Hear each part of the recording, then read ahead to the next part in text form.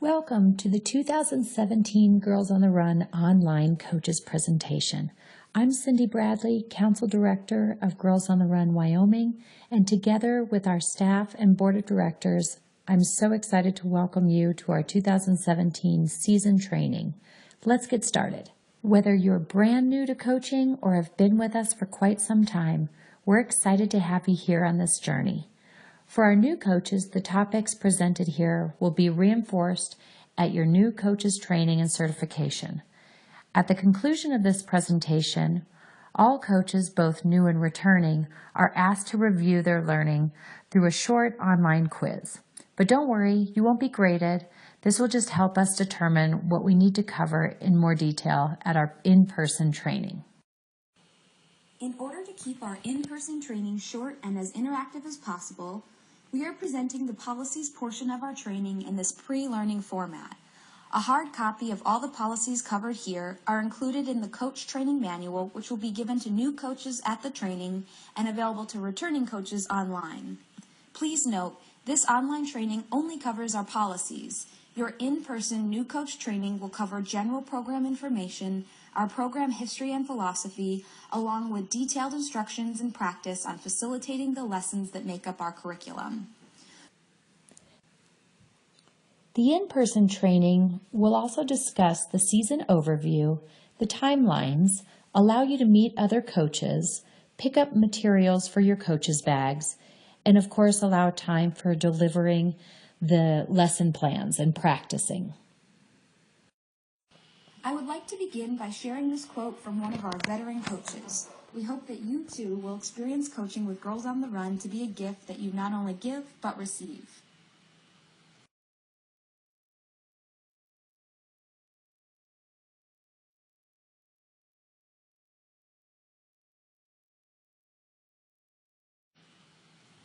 Girls on the Run coaches are enthusiastic, dedicated, and positive volunteers of all different backgrounds. Some are athletes and some are not. Most have never coached before, but all are committed to empowering the girls with valuable life lessons.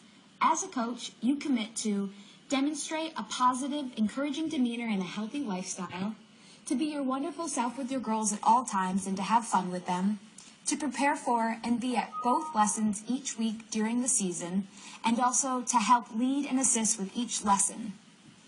You also commit to read your weekly coach email and to respond when needed, to work together and communicate with your fellow coaches to create a positive coaching team and to deliver the Girls on the Run curriculum at your site, to communicate effectively with the Girls on the Run staff and respond in a timely fashion, and to ensure compliance with all Girls on the Run policies and procedures consistent with their volunteer responsibilities. Due to the importance of group dynamics and the experiential learning process of the Girls on the Run curriculum, girls who are absent, unexcused, for more than 4 practices during one season may no longer be eligible to participate in Girls on the Run.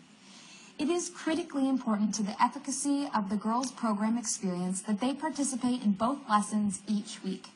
Parents are informed prior to registration that girls are not allowed to attend only one session a week. Any parental guardian concerns with these policies should be directed towards the Girls on the Run program director for further information. Coaches should notify the program director prior to making a final decision about participant attendance, and documentation should be retained. Parents or guardians must sign out their girl upon pickup from practice. Coaches should keep a copy of the sign-out sheet from the participant roster in their clipboard for parents and guardians to initial. The participant roster will also include a list of all those authorized to pick up the participants. For girls who go to another after-school program after Girls on the Run, a coach is responsible for signing them out, walking them to the meeting site or the after-school program, and checking them in with the program leader. Girls on the Run coaches are unpaid volunteers. They have families to join and activities to attend. In respect of their time, guardians are expected to pick up their participants from Girls on the Run lessons within 10 minutes at the close of the session. Ongoing tardiness will not be tolerated. If the guardian is tardy in picking up the participant, the guardian should be verbally reminded of the policy. If the guardian is tardy for a second time, a verbal reminder and written email acknowledgement of the policy should be made. Upon the third instance, the Girls on the Run program director will contact the guardian to discuss this policy, possibly resulting in the participant's termination from the program. Girls on the Run volunteers are not to transport any participant outside of immediate family in a vehicle when operating in the capacity of a volunteer.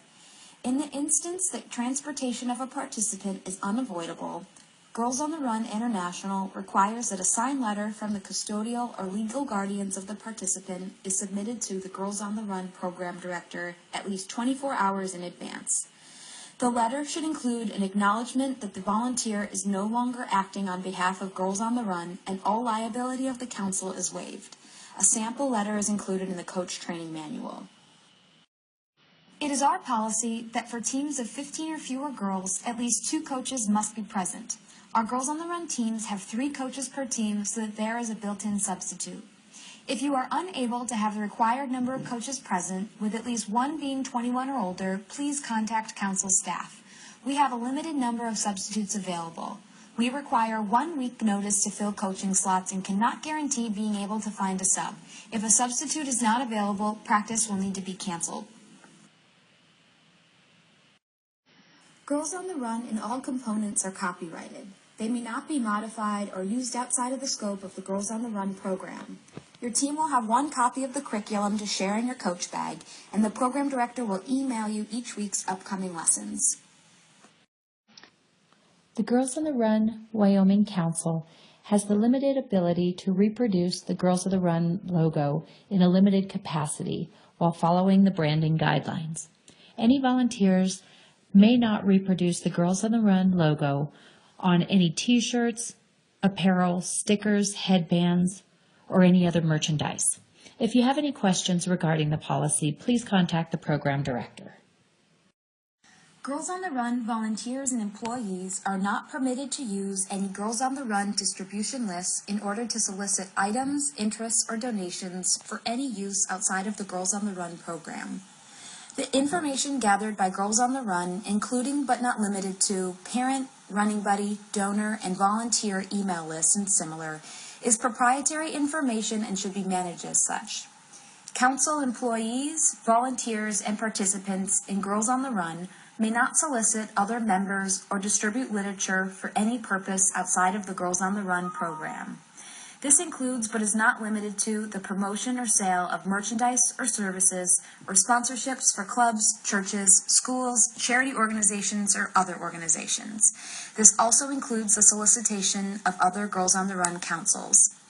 While we recognize that many of our council staff and volunteers contribute time and energy to worthwhile causes and are eager to seek support from their coworkers, we want to be sensitive to the discomfort that results when employees, volunteers, and participants' families are solicited for fundraising opportunities outside of the scope of the Girls on the Run organization.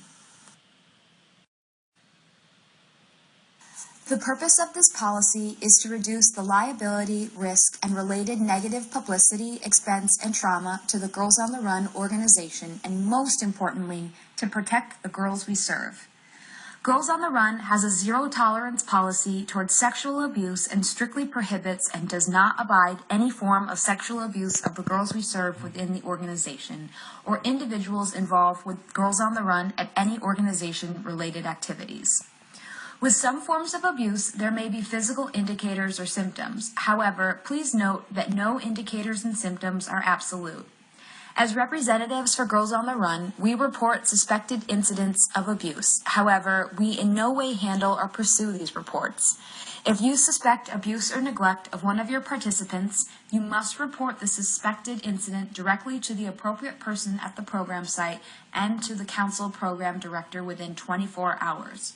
Girls on the Run follows current federal and state regulations and guidelines for the reporting of abuse. Girls on the Run International understands the importance of protecting youth in our programs and therefore wishes to provide a safe and secure environment. The following policy has been adapted in order to provide practices that will protect youth from incidents of misconduct or inappropriate behavior and also protect the employees and volunteers from false accusations.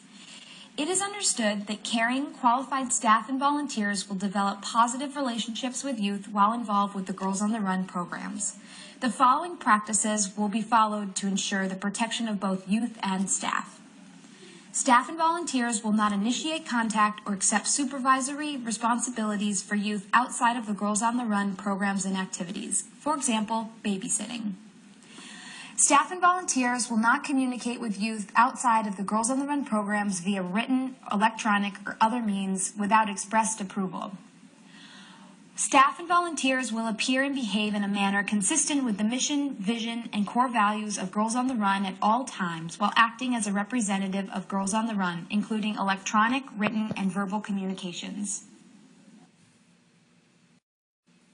Girls on the Run strives to make our program accessible to all girls in 3rd through 5th grade. We must be responsive to the needs of our community, and our curriculum is designed to reflect and accommodate the varying needs of our participants. Special needs encompasses children who require support and assistance with daily living, whether formally diagnosed or not, and whether a diagnosis is short-term or long-term in nature. If a participant has a disability and requires assistance or additional care, the Girls on the Run Council is responsible for providing assistance, provided that making special accommodations does not create an undue burden for the council. Councils are encouraged to secure qualified volunteers for teams with disabled participants and to ensure the coach's comfort level with the specific circumstances. Families are also encouraged to provide their own personal care assistant if possible. Parents and caregivers are encouraged to serve as volunteers on the team in which their daughter participates to guarantee adequate oversight and assistance for the participant. Girls on the Run supports all girls to reach their full potential and recognizes that inclusion benefits all children. If at any time a girl's specific needs or behavior detracts from the experience of the team, she may be asked not to participate. However, this option is used as an absolute last resort. Girls on the Run is an inclusive program where the dignity of every participant is respected and all youth are safe. If a child identifies as a girl and the parents identify the child as a girl, then the child is welcome to participate in Girls on the Run. All coaches will support transgendered youth with fair and equal treatment, without bias, and in a professional and confidential manner. Coaches shall not discriminate against or harass, physically or verbally, any participant because they are transgendered. Coaches must also use reasonable efforts to protect transgendered participants from being discriminated against, harassed, verbally or physically by other participants. Transgendered status of Girls on the Run participants shall be considered confidential and may not be disclosed without consent of the participants' guardians or by court order.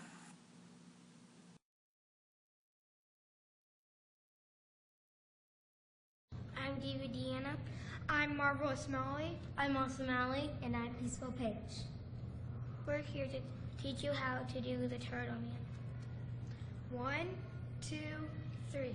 That's live action.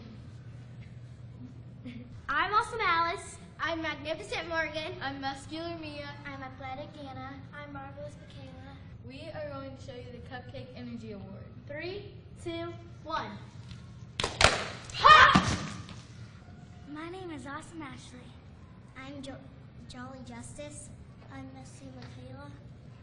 And we're going to show you super girl power. 1, 2, 3. Super girl power.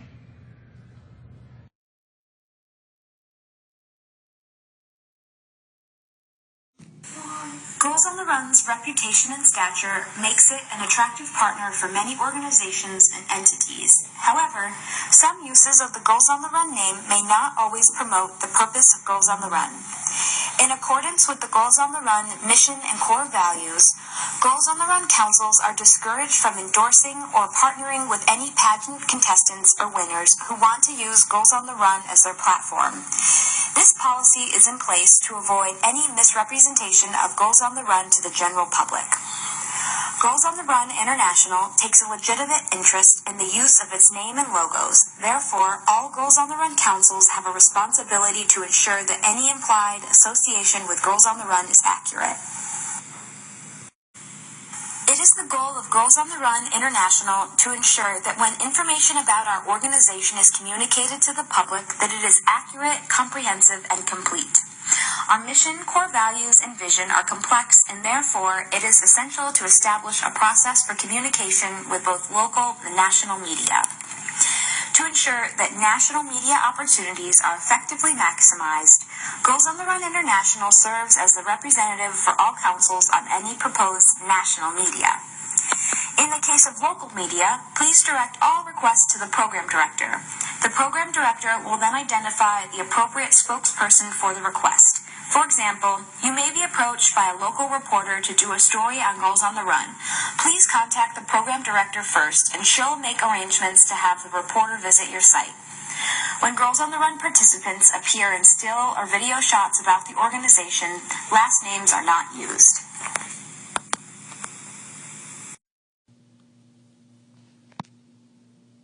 The Crisis Management Plan is a basic guide to providing a response system by Girls on the Run International to a major crisis or emergency during a Girls on the Run local event. All Girls on the Run employees and volunteers are expected to know and understand the policies and procedures outlined in this plan. The full Crisis Management Plan is included in your coach training manual as well as your team's clipboard, which you will have with you at each practice. For the purpose of this plan, there are 3 types of crises. Type 1. This is a minor injury or event that does not require professional treatment, has limited duration, and little to no impact on the Girls on the Run operations. For example, a fall that results in a scraped knee.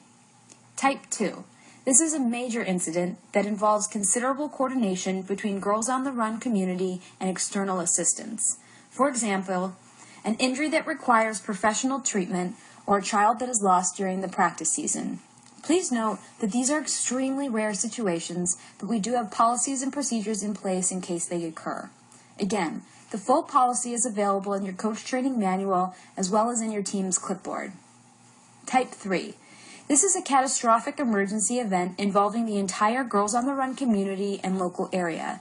Immediate resolution of the event is beyond the emergency response capabilities of Girls on the Run and local resources. For example, a natural disaster. Your coach training manual and your team's clipboard that you'll have at each practice contains detailed instructions on responding to emergencies. An overview of the basic response is shown here. First, acquire information about what happened. Next, make the appropriate phone calls. If the situation is not life-threatening, call the parents first. If they do not answer, call the participant's emergency contact. If you are faced with a life-threatening situation, call emergency services immediately. Stabilize the situation, account for all girls, and remove everyone from further harm. Post-incident follow-up. This includes completing an accident incident report and submitting this to the program director within 24 hours. Blank copies are available in your team's clipboard. Lastly, followed up with injured parties to see how they're doing and report back to the program director. Again, your participant roster includes your girls' medical information, health history, and further details for responding to emergencies. For the purposes of this policy, threatening behavior is defined as a single behavior or a series of behaviors which constitute actual or result in potential assault, battery, harassment, intimidation, threat, or similar action, verbal or physical, to any participants or coaches or personal property of the site, participants, coaches, and others. Threatening behavior may include, but is not limited to, physical injury, emotional maltreatment, abuse of prescription drugs or illegal drugs, use of alcohol, carrying firearms or other dangerous items, using any item in a dangerous way, or any other activity determined by a coach or administrator to be threatening of another's health or well-being. Any child engaged in behavior that threatens the health or welfare of other participants, administrators, or coaches will be released from participating in the program. Any participant, coach, or volunteer who experiences, observes, or has knowledge of threatening or violent behavior in the program has a responsibility to report the situation as soon as possible to the appropriate parties. Girls on the Run, their coaches and administrators, reserve the right to remove from participation any child for any reason that does not carry out the mission and goals of the organization.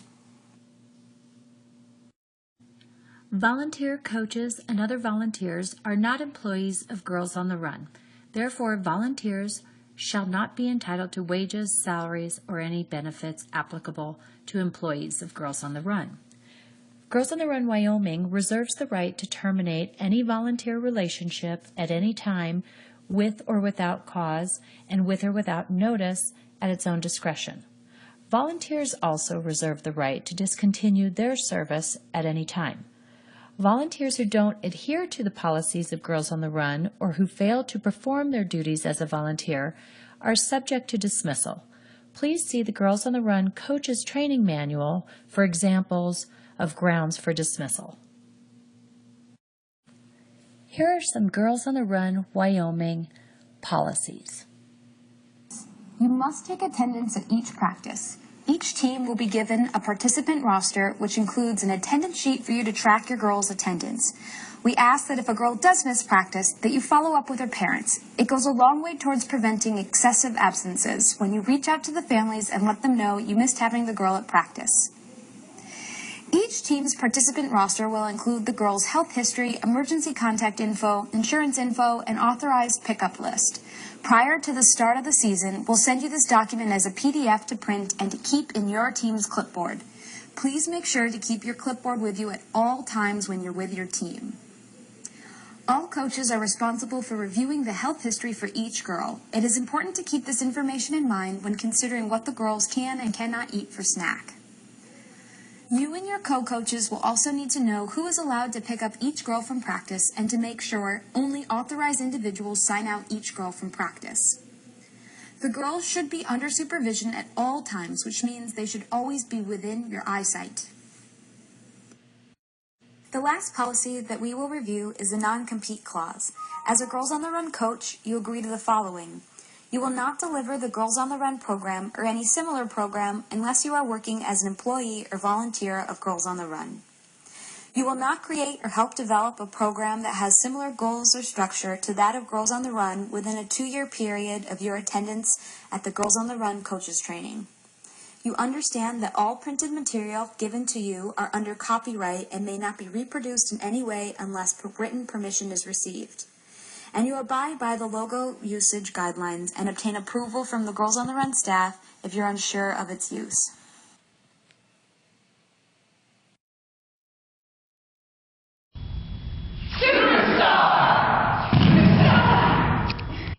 After you enjoy your Energy Award, please click on the link to complete a short survey. This is required for new and returning coaches. Again, you're not being graded, but it will be used to help plan for our in-person training. Thank you for choosing to be a Girls on the Run coach.